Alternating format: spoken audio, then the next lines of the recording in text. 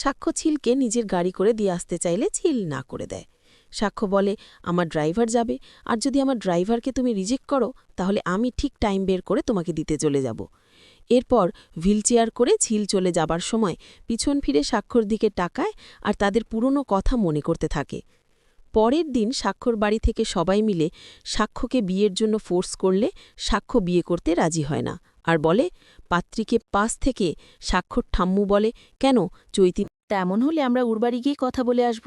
এই নিয়ে সবাই মিলে আবারও সাক্ষ্যকে ফোর্স করতে থাকলে সাক্ষ্য বলে, আমি বিয়েটা করতে চাই না, আর আমার তো বিয়েটা হয়ে গেছে, তখন এই বিয়েটাই টিকে থাক।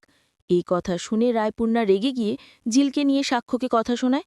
তারপর বলে, যদি তুমি চৈতিকে বিয়ে না করো তাহলে আমার সঙ্গে তোমার কোনো সম্পর্ক থাকবে না, কোনো যোগাযোগ থাকবে না। সাক্ষ্য বলে, মা এসব তুমি কি বলছো? রায়পূর্ণা বলে, যা বলছি ঠিক বলছি, তুমি আমার জেদ জানো না। যে কথা এখনই বললে সেই কথা শোনার চেয়ে আমার মরে যাওয়া ভালো। তো বন্ধুরা, ভোলে বাবা পারকারেকা সিরিয়াল আপনাদের কেমন লাগে অবশ্যই কমেন্ট করে জানাবেন।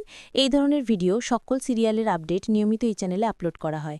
তো প্লিজ এই চ্যানেলটি সাবস্ক্রাইব করে পাশে থাকুন। ধন্যবাদ সবাইকে, আপনাদের দিন শুভ হোক।